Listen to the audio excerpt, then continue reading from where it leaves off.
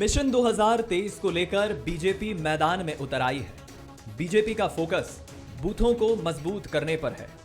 BJP ने इसके लिए दिग्गज नेताओं को अलग अलग शक्ति केंद्रों की जिम्मेदारी सौंपी है। साथ ही बीजेपी पंपलेट के जरिए केंद्र सरकार की उपलब्धियां गिना रही है, वहीं कांग्रेस सरकार की नाकामियां बता रही है। बीजेपी ये खुद मान रही है कि चुनावी कसरत है जो शुरू हुई है। बीजेपी का कहना है कि छत्तीसगढ़ भी हमने बनाया है, ये सरकार विकास के दम पर चुनाव नहीं लड़ सकती। देखिए, कांग्रेस खाली कहती है, हम करते हैं। आज छत्तीसगढ़ को पूरे देश में अगर स्वाभिमान किसी ने दिलाया है, अगर सम्मान किसी ने दिलाया है, अगर पिछड़े राज्यों में से अगड़े राज्यों की श्रेणी में लाकर किसी ने खड़ा किया है, तो भारतीय जनता पार्टी ने किया।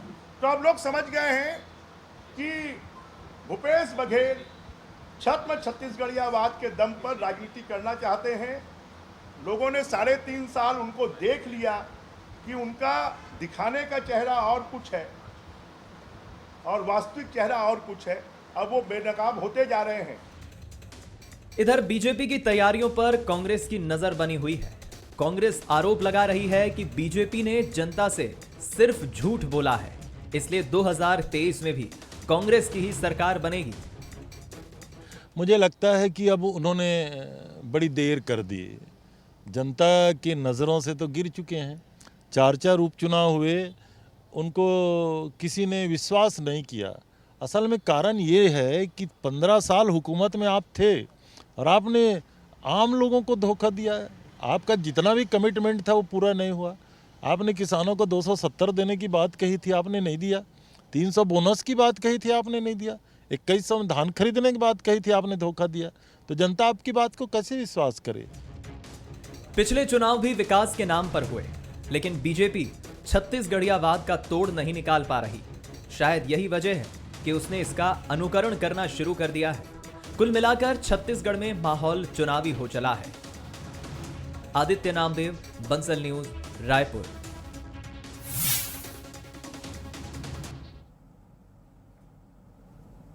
नमस्कार, आज के मुद्दे में आप सभी का स्वागत है। मैं हूं आदित्य नामदेव।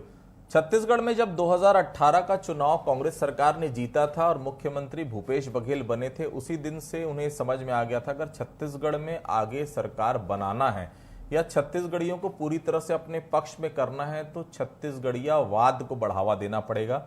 छत्तीसगढ़ियों को यह लगना पड़ेगा कि उनकी सरकार आ चुकी है और छत्तीसगढ़ अस्मिता की बात करना पड़ेगा। हमने देखा छेरछेरा मनाया जाने लगा, तीजापुरा में छुट्टी दी गई, जिस प्रकार से बोरेबासी को एक इंटरनेशनल फेस्टिवल के रूप से मनाया जाने लगा। ये बहुत साफ था कि इन्हीं सब चीजों को लेकर वो आगे बढ़ रहे हैं। लेकिन अब भारतीय जनता पार्टी जब बूथों पर जाना शुरू कर रही तो भारतीय जनता पार्टी एक पॉम्पलेट बांट रही, जिसमें पहली लाइन यही लिखी हुई है, छत्तीसगढ़ अटल बिहारी वाजपेयी ने बनाया था, छत्तीसगढ़ महतारी, और तीसरी चीज लिख रही है, छत्तीसगढ़ को राजभाषा का दर्जा हमने दिया था। तो ये कहीं ना कहीं क्या भारतीय जनता पार्टी भी अब छत्तीसगढ़वाद की तरफ आ रही है। 2003, 2008, 2013 और 2018 का चुनाव हमने देखा है, विकास के मुद्दे पर छत्तीसगढ़ चुनाव लड़ता आया है। ये पहली बार ऐसा होने जा रहा है, शायद 2023 का चुनाव छत्तीसगढ़ियावाद पे लड़ा जाएगा। आज इसी मुद्दे पर हम चर्चा करेंगे। हमारे साथ बातचीत करने के लिए 3 खास मेहमान मौजूद हैं। मेरे साथ मौजूद है राम अवतार जी, वरिष्ठ पत्रकार हैं, बहुत स्वागत करता हूं उनका मैं। मेरे साथ मौजूद है धनंजय सिंह ठाकुर जी, कांग्रेस के वरिष्ठ नेता हैं, प्रवक्ता हैं, बहुत स्वागत करता हूं उनका। मेरे साथ अनुराग जी हैं, अनुराग अग्रवाल जी, बहुत स्वागत करता हूं उनका, भारतीय जनता पार्टी की तरफ से अपना पक्ष रखेंगे। सबसे पहले राम अवतार जी के पास ही चलता हूं। राम अवतार जी, विकास की कोई बात नहीं है, अब रोडें कहाँ बन रही हैं, बस्तर में क्या विकास हुआ, कुछ नहीं। अब तो ये बात हो रही है कि ठेठरी खुरमी कौन खा रहा है, बोरेबासी कहाँ बन रहा है, कहाँ कौन खा रहा है, गेड़ी कौन चढ़ पा रहा है, नहीं चढ़ पा रहा है, तीजा पर्व हम कैसे मना पा रहे हैं। छोटे छोटे फेस्टिवल जो छत्तीसगढ़ में कहीं ना कहीं खो से गए थे, उन फेस्टिवल को इतने बेहतर तरीके से सामने लाना, क्या ये केवल एक ही कारण है कि छत्तीसगढ़ियावाद पे रंग देना है पूरे लोगों को, ताकि पब्लिक के पास दूसरी चीजों पे दिमाग नहीं जाए, पब्लिक को ये लगे कि बस हमारी सरकार आ गई है। क्या ये काम करेगा 2023 में? छत्तीसगढ़ राज्य बना इसीलिए है कि छत्तीसगढ़ के लोगों का विकास हो, छत्तीसगढ़ की संस्कृति का, छत्तीसगढ़ के अपनापन का, यहाँ के भोले भाले लोग हैं उनका विकास हो। इस दृष्टिकोण से माननीय अटल बिहारी वाजपेयी ने इस राज्य का निर्माण किया। परंतु आगे क्या हुआ, उसके बाद आगे जो है सिर्फ विकास विकास और विकास की बात की गई। उन छत्तीसगढ़ियों की याद अभी जब क्यों आ रही है, एक सवाल। दूसरा, जो भोले भाले छत्तीसगढ़ के लोग हैं, यहाँ की संस्कृति, यहाँ की सभ्यता, यहाँ की सोच, यहाँ का अपनापन, यहाँ का खान पान, यहाँ का तीज त्योहार, ये क्यों नहीं मनाया गया इन 15 सालों में पिछले, अब क्यों याद आ रही है? एक। दूसरा, अगर याद आ रही है और इस दिशा में सोचा जा रहा है तो एक अच्छा कदम है, उसका स्वागत किया जाना चाहिए। देर आए दुरुस्त आए। तीसरी बात कि अकेले हम ये नारा देके छत्तीसगढ़िया सबसे बढ़िया, ये नारा देके भुलावा ना दें, ये भी कोशिश होनी चाहिए। उनको हम क्या अधिकार दे रहे हैं, क्या उनको सम्मान दे रहे हैं, क्या खाली हम तीज त्योहार तक उनको सीमित रखे हैं, या उन छत्तीसगढ़ियों को जो संसाधन जिनके हाथ में होनी चाहिए, संसाधन के असली हकदार वो हैं, वो उनको दे रहे हैं या नहीं दे रहे हैं, या उनको मजबूत बना रहे हैं, आत्मसम्मान उसका बढ़ा रहे हैं, उसको हम राजनीति में, हम प्रशासन में, हम काम धाम में उनको आगे कैसे बढ़ा सकते हैं, इस दिशा में एक मास्टर प्लान तैयार होनी चाहिए। तीज त्योहार मनाना अच्छी बात है, अपने घोषणा पत्र में देना अच्छी बात है, परंतु मेन चीज है कि आर्थिक आधार मजबूत कैसे किया जा सकता है, उनको राजनीति में किन लोगों को तवज्जो दी जा रही है, कितनी तवज्जो दी जा रही है, और राजनीति में कितनी तवज्जो देना चाहिए, प्रशासन में कितनी तवज्जो देना चाहिए, और उद्योग और व्यवसाय में उन लोगों का सम्मान करना चाहिए जो छत्तीसगढ़िया यहाँ के आमतौर पर भोले भाले, सीधे, परिश्रमी, अच्छी सोच वाले हैं। किसी प्रकार के अपराध में छत्तीसगढ़ के लोगों का कोई नाम नहीं रहता। उन अच्छे लोगों को आप क्यों अभी तक अपने पिछलग्गू बनाए हुए हैं? अब बड़ा सवाल अब यह है कि पिछलग्गूपन से हम आगे नेतृत्व देना चाहते हैं, नेतृत्व भुलावे की नेतृत्व या दिखावे के नेतृत्व या वास्तविक में नेतृत्व देना चाहते हैं। एक बड़ा सवाल इस समय राजनीति में इन बहसों से निकलेगा। ठीक। अनुराग जी, भारतीय जनता पार्टी तो अक्सर विकास के मुद्दे पर चुनाव लड़ते आई है। इसके पहले बस्तर में आपने काम किया, बढ़िया, वो आप बताते रहे, शहरों के लिए बढ़िया काम किया, ये सरकार एक कील भी नहीं ठोक पाई, ये भी आप लगातार कहते हैं। फिर ये क्या है, अटल जी ने बनाया छत्तीसगढ़ महतारी सम्मान, छत्तीसगढ़ी बनी राजभाषा, ये क्या इस चुनौती जो है छत्तीसगढ़ियावाद की, उसी पैटर्न पर आप आगे बढ़ेंगे, या कोई एजेंडा है भारतीय जनता पार्टी का कि भूपेश बघेल जो एजेंडे पे काम कर रहे हैं, हमको भी उसी एजेंडे पे काम करना है? देखिए, एक बात तो भारतीय जनता पार्टी विकास के रास्ते से कभी नहीं हटी है, और आप जिस पत्रक की बात कर रहे हैं उसमें मात्र पहली लाइन लिखी है कि अटल बिहारी वाजपेयी जी ने छत्तीसगढ़ राज्य बनाया और छत्तीसगढ़ को हमने राजभाषा का दर्जा दिया। जो सच है, अगर उसको बोलने में कोई कोताही क्यों करनी? उसके आगे की लाइन भी है, छत्तीसगढ़ी बनी राजभाषा, आपके मैंने उसको बोला ना, पहला लाइन है कि अटल जी ने बनाया छत्तीसगढ़, और दूसरा लाइन है छत्तीसगढ़ बनी राजभाषा। मतलब जो कार्य आपने किया है वो कार्य लोगों को बताने में गुरेज क्यों? लेकिन उसके बाद देखिए, लगातार हमारे पास विकास की पूरी गाथा पड़ी है 15 साल में। छत्तीसगढ़ में विश्व स्तरीय सारे शैक्षणिक संस्थान, NIT, IIIT, IIT, JIC, AIIMS, ये सारे हैं। हमने सड़कें बनाई, मेडिकल कॉलेज अगर 9 से लेकर 11 तक आए तो छत्तीसगढ़ में भारतीय जनता पार्टी के कार्यकाल में। भूख से जो लोग मर रहे हैं, खाद्य सुरक्षा का अधिकार हमने भारतीय जनता पार्टी के कार्यकाल में दिया। इस पत्रक में ये सारी बातें हैं। लेकिन मैं एक बात कहना चाहूंगा, 70 वर्षों में लगातार कांग्रेस की सरकार रही, कभी उन्होंने छोटे राज्य के लिए सोचा नहीं। ये भाजपा के श्री अटल बिहारी वाजपेयी जी की कल्पना थी कि छोटे छोटे राज्यों का निर्माण किया जाए ताकि प्रशासन आम आदमी की पहुंच में हो और वो आम आदमी उसको महसूस कर सके। और उसका परिणाम देखिए, छत्तीसगढ़ राज्य को बने आज 22 वर्ष नहीं हुए हैं, वो प्रगति इस 15 वर्षों में भारतीय जनता पार्टी के कार्यकाल में प्रगति के एक नए आयाम को छू लिया था। लेकिन विगत 3 वर्षों को आप देख लीजिए ना, ये जो बात करते हैं ना छत्तीसगढ़ महतारी की, ये जो बात करते हैं बांसी खाने की, ये जो बात करते हैं गेड़ी करने की, ये जो बात करते हैं तीजा पोरा मनाने की, हमन तो जिंदगी हो गई चीजें मनावत, गेड़ी चिरत तीरा मना तो बासी खात, सिर्फ फोटो खिंचवाने के लिए आपने एक दिन किया। उसके बाद ये जितने आपके कटप्पा है ना, SP और कलेक्टर और सारे शासकीय अधिकारी, दूसरे दिन आप इनके घर पे जाके देखिए क्या ये बांसी खाते हैं। और इनके तो एक बड़े प्रभावशाली तथा कथित उप मुख्यमंत्री तो चम्मच से बांसी खाने लगे।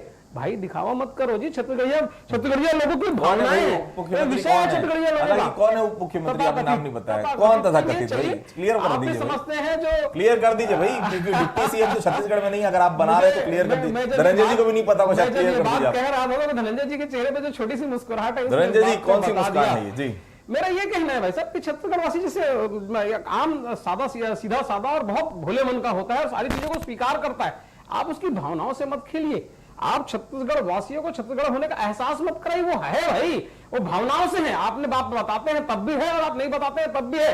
आप उनको उनके मूल अधिकार दीजिए। उनका आवास है जो आपने छीन रखा है वो उनको प्रदान करिए। उनके जो आप राशन केंद्र से आ रहा है उसको जो खा के बैठे उसको प्रदान करिए। पूरे प्रदेश में लगातार अपराध बढ़ रहे हैं, पूरी नौकरशाही बेलगाम हो गई है। और आप क्या करते हैं, किसी एक जिले पे जाके एक राशन कार्ड काटने में सस्पेंड करते हैं। एक आदमी को सस्पेंड करने का दम तो दिखाते हैं, लेकिन आप स्वयं और आपका पूरा मंत्रिमंडल केंद्र सरकार का 1 लाख टन अनाज जो प्रतिदिन खा रहा है, उसके लिए किसको सस्पेंड करेंगे? प्रधानमंत्री छत्तीसगढ़ियावाद बड़ा मुद्दा है कि नहीं अनुराग जी? आज क्या मानते हैं? छत्तीसगढ़ की अस्मिता एक बड़ा मुद्दा है। तो 15 साल क्या हम ये मुद्दे को नहीं बना पाए जी? 15 साल क्या इस मुद्दे पर हम नहीं चल पाए छत्तीसगढ़ में, ये लगता है? बात बताइए, 15 साल से छत्तीसगढ़ में भारतीय जनता पार्टी की सरकार थी, किसने बनाया? इन्हीं छत्तीसगढ़ियों ने तो बनाया ना। एक बात, 2 बात, 3 बात, मतलब छत्तीसगढ़ वासियों को जो मूल चाहिए था। आप देखिए, जब छत्तीसगढ़ मध्य प्रदेश जुड़ा हुआ था, यहां की बिजली से मध्य प्रदेश रोशन होता था, यहां के खनिज संपदा से मध्य प्रदेश में पैसे जाते थे। जब ये छत्तीसगढ़ राज्य अलग बना तो यहाँ की संपदा, यहाँ की संपत्ति से यहाँ का विकास हुआ, इसके परिकल्पना से, भारतीय जनता पार्टी की परिकल्पना से। अब आप उंगली कटा के शहीदों में अपना नाम गिनाने की कोशिश ना करें। धनंजय जी, क्या है, अनुराग जी डिप्टी सीएम का नाम ले रहे हैं, आप कुछ बता नहीं पा रहे हैं डिप्टी सीएम कौन है। रामोतर जी भी जानना चाह रहे हैं कि है कौन डिप्टी सीएम। दूसरी बात, छेरा हो गया, बोरेबासी भी हमने खा ली, तीजा पूरा भी मन गया। अब बात आती विकास की। राजभाषा आयोग में पिछले, छत्तीसगढ़ी राजभाषा आयोग में पिछले 4 साल से अध्यक्ष नहीं है। क्या कमजोरी है ये, या केवल हम इसी प्रकार के फेस्टिवल मनाकर हम 2023 की राह आसान करते नजर आ रहे हैं? विकास का पैमाना ये होना चाहिए या इसी तरह से हम चुनाव पर जाएंगे? धनंजय जी देखिए, आनंद जी, धन्यवाद देता हूँ मध्य प्रदेश की कांग्रेस की सरकार को और मुख्यमंत्री दिग्विजय सिंह जी को, जिन्होंने मध्य प्रदेश के विधानसभा में छत्तीसगढ़ राज्य बनाने का प्रस्ताव पास किया और केंद्र सरकार को भेजा। उसके बाद छत्तीसगढ़ राज्य का निर्माण हुआ। वो छत्तीसगढ़ जिसकी सपना हमारे पुरखों ने देखा था, वो छत्तीसगढ़ जिसकी कला, संस्कृति, परंपरा, तीज त्योहार, रहन सहन, यहाँ के खान पान का विश्व में एक स्थान हो। दुर्भाग्य की बात है, 15 साल से भारतीय जनता पार्टी की सरकार रही है, वो इन्हीं सारी चीजों को कुचलने और दबाने का काम किया था। अनुराग सिंह जी कह रहे थे कि बचपने से बासी खा रहे हैं। निश्चित तौर पर आप छत्तीसगढ़ के बच्चे हैं, छत्तीसगढ़ के संस्कृति को समझते हैं, परंतु आपके जो नेता थे ना, जो सरकार के शीर्ष थे, वो कभी छत्तीसगढ़ियावाद को बढ़ावा नहीं दिया, कभी छत्तीसगढ़ कला संस्कृति परंपरा को बढ़ावा नहीं दिया। स्वाभाविक सी बात है, आपकी भारतीय जनता पार्टी की सोच में क्या है दुनिया जानता है। अभी आपने सवाल पूछा अटल बिहारी वाजपेयी जी को लेकर, क्यों छत्तीसगढ़ निर्माण किया, मातारी सम्मान की बात की, लेकिन तीसरे लाइन को जब आपने कहा कि भारतीय जनता पार्टी अब छत्तीसगढ़ियावाद के लाइन पर चल रही है, किस प्रकार से अनुराग ये उस बात को दरकिनार करने की कोशिश किया, ये इनके मन में बैठे चोर और पाप है। ये संघी संस्कृति से जुड़े हुए लोग हैं, ये किसी की संस्कृति को नहीं मानते हैं ना। मैं छत्तीसगढ़ की बात नहीं करूंगा, मैं ना तो महाराष्ट्र की संस्कृति को बढ़ावा देना चाहते, ना तो उत्तर प्रदेश की संस्कृति को बढ़ावा देना चाहते, ना बिहार की संस्कृति को बढ़ावा देना चाहते। ये संघी संस्कृति और चरित्र को बढ़ावा देना चाहते हैं। आज बात खोली ना बोरेबासी की, तो छत्तीसगढ़ सभी बोरेबासी खाते हैं, हमने कभी बात नहीं इनकार नहीं किया। क्या उस बोरेबासी को लेकर कभी रमन सरकार के दौरान कोई बात हुई थी? आज आप जाइए, डाइनिंग टेबल में आपको बोरेबासी सजे मिलते हैं आदित्य जी। 5 स्टार होटल के मेनू में अगर बोरेबासी है ना, तो भूपेश बघेल जी की सरकार की बदौलत वहां पर है। तो कहीं का अगर अमेरिका में नाचा हो रहा है ना छत्तीसगढ़ी में, तो भूपेश बघेल सरकार के चलते हो रहा है। तो आई सी बात है, मैं छत्तीसगढ़िया हूँ, मुझे छत्तीसगढ़ी बात पे काम करने पर संस्कार में कोई परहेज नहीं है। मेरे राजनीतिक विचारधारा कांग्रेस पार्टी है, लेकिन जिस प्रकार से भारतीय जनता पार्टी संघीय विचारधारा से ग्रसित है, अभी भी छत्तीसगढ़ियावाद के लोग खुल के बोलने में डर रहे हैं, ये इनकी स्थिति है। रामोतर जी, ये हो क्या रहा है? क्या इसी तमाम चीजों पर लेकर 2023 का चुनाव होगा? क्योंकि देखिए, एक बात तो तय है, वो अधिकारी जो शायद पहले पिछले शासन में हमने देखा है, जिनकी तूती बोलती थी, वो भी नजर आ रहे हैं बोरेबासी खाते। भले चम्मच से खा रहे हैं, भले सोफे में बैठ के खा रहे हैं, लेकिन बोरेबासी खा रहे हैं। ये वो मुद्दा होता है जो कहीं ना कहीं आम लोगों को कनेक्ट करता है। यूपी में हमने देखा, लगातार विरोध होने के बावजूद भी योगी ने चुनाव जीता, कहीं ना कहीं उन्होंने कनेक्ट बनाया। वो कनेक्ट छत्तीसगढ़ियों का ये सरकार ने बनाया। क्या भारतीय जनता पार्टी को इसी मुद्दे पर आगे बढ़ना पड़ेगा? क्योंकि एक छत्तीसगढ़ीवाद, अगर आप मैं बात करूं, विकास के पैमाने सब कहीं ना कहीं धते रह जाते हैं। जब आम आदमी का कनेक्ट हो जाता है किसी विषय पे, तो वो शायद ज्यादा फायदेमंद सिद्ध होता है।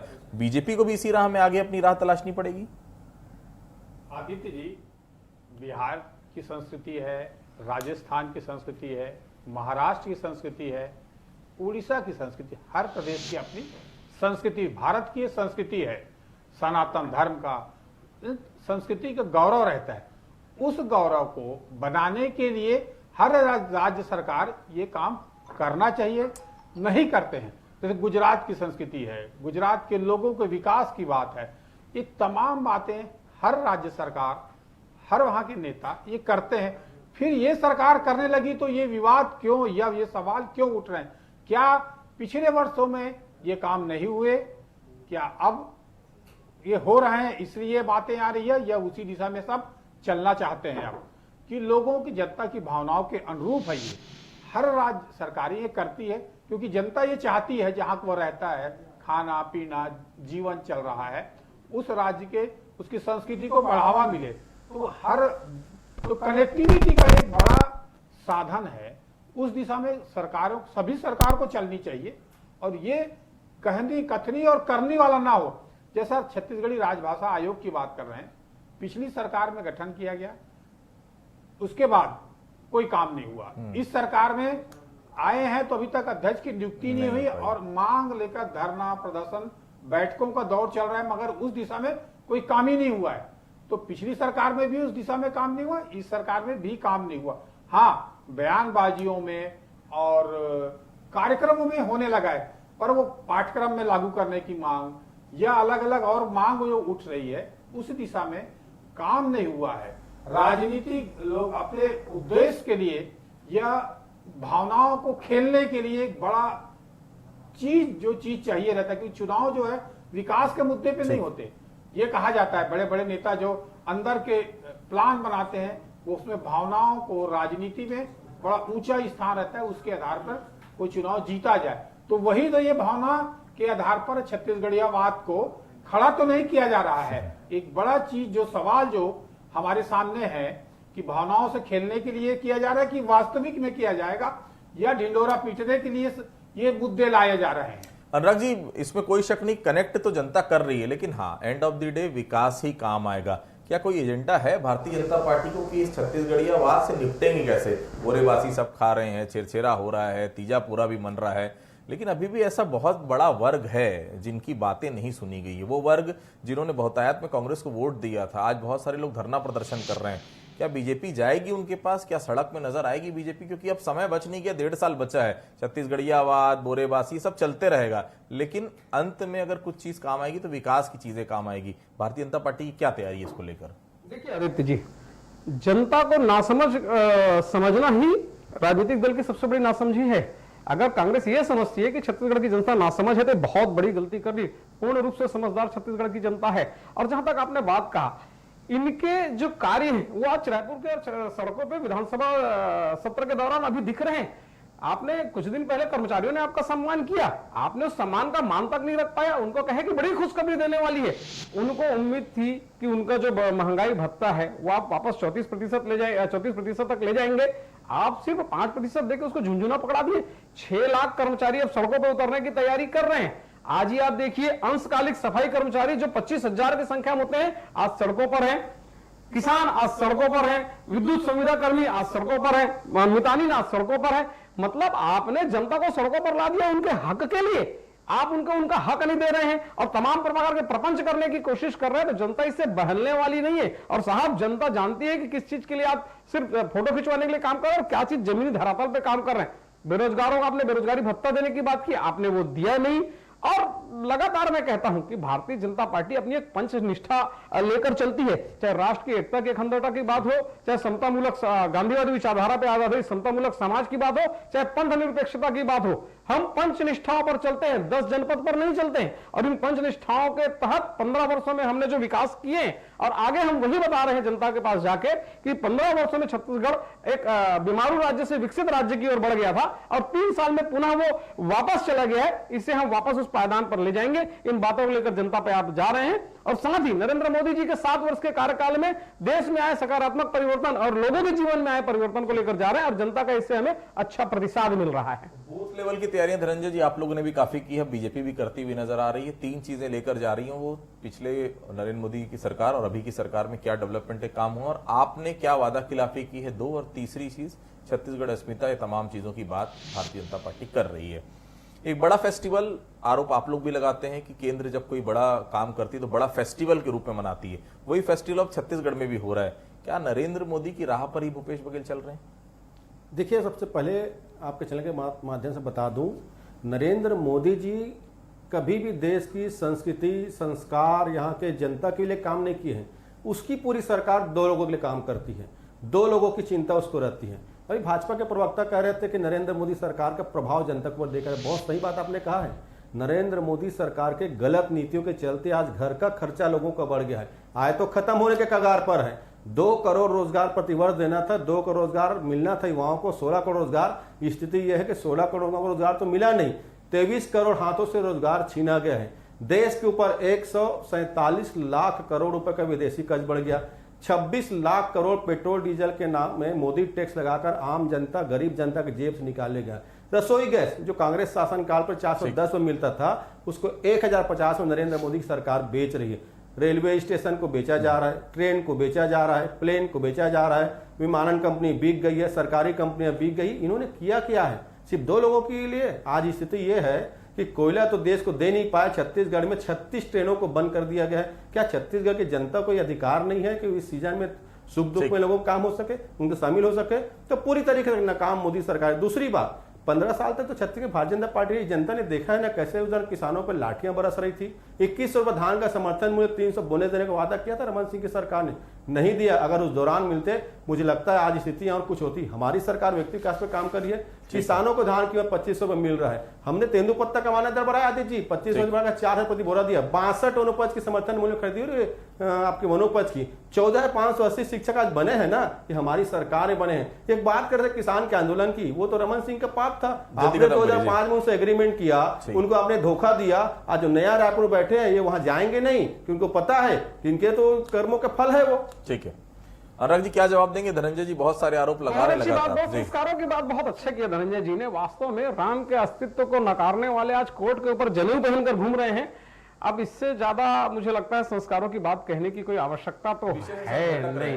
विषय की भटकने की बात, आप संस्कारों की और सभ्यताओं की बात करते हैं, मोदी जी पे पहुंचते हैं, उनके संस्कारों की बातें करते हैं। और मैं अगर राहुल गांधी के संस्कारों की बात करूं तो बड़ा बुरा नहीं लगना चाहिए मुझे लगता है कांग्रेस प्रवक्ताओं को। दूसरी विषय से भटक रहे हैं, खत्म करिए। सामान्य सी बात, सीधा कहना यह है, 3.5 वर्ष के कार्यकाल में छत्तीसगढ़ में चाहे शराब माफिया की बात करें, कोल माफिया की बात करें, रेत माफिया की बात करें, पूरा छत्तीसगढ़ परेशान है। लूट के इन्होंने छत्तीसगढ़ को एटीएम बना दिया है और छत्तीसगढ़ के पैसे से आसाम और उत्तर प्रदेश में चुनाव धन संपत्ति की चाकरी करते हुए बर्दाश्त नहीं किया जाएगा। देश की जनता को पता है कि नरेंद्र मोदी जी की सरकार 2 लोगों के अलावा किसी और के लिए नहीं सोचती। पूरे देश में चाहे सरकारी कंपनी को देना हो तो अडानी अंबानी को देंगे, सरकार की संपत्तियों को देना हो तो अडानी अंबानी। कभी किसान के बारे में सोचिए क्या? किसानों के 700 किसानों की शहादत हुई है दिल्ली में, हत्याएं 700 किसान की सरकार के दौरान ही। युवाओं ने क्या बिगाड़ा था? इनको वोट दिए थे ना 2 करोड़ रोजगार के लिए, क्यों नहीं दिए रोजगार? 23 करोड़ को यहाँ से रोजगार छीन गए। और रही बात राम जी की, तो देश को पता है ना राम जी के नाम से कितने चंदा खाए हैं और राम जी की मंदिर जहां बन रही है वहां किस प्रकार से जमीन में घोटाला कर रहे हैं, को पता है। हमने पहले कहा न्यायालय के आदेश पर बनेगा, न्यायालय का आदेश देखिए बहुत साफ है। 2023 की तैयारियां कांग्रेस की तरफ से भी शुरू हो गई, भारतीय जनता पार्टी की तरफ से भी शुरू हो गई है। बूथ स्तर पर भारतीय जनता पार्टी जा रही है। निश्चित तौर पर जो खामियां 2018 में हुई हैं उन खामियों को दूर भी करे। और देखिए सशक्त विपक्ष तभी होगा जब बेटरमेंट होगा, और लड़ाई आमने सामने की तभी होगी जब दोनों ही पक्ष मजबूत होंगे। तो उम्मीद है कि बूथ लेवल पे जा रही भारतीय जनता पार्टी, तो जब ये कार्यक्रम खत्म हो तो एक मजबूती के साथ भारतीय जनता पार्टी उभरे, एक विपक्ष की भूमिका के लिए भी और 2023 के विधानसभा चुनाव के लिए। तो आज के मुद्दे में आप सभी लोग हमारे साथ जुड़े, आप सभी लोगों का बहुत बहुत शुक्रिया। आज के मुद्दे में फिलहाल इतना ही, कल किसी अन्य मुद्दे पर फिर से मुलाकात होगी, तब तक के लिए बहुत बहुत धन्यवाद।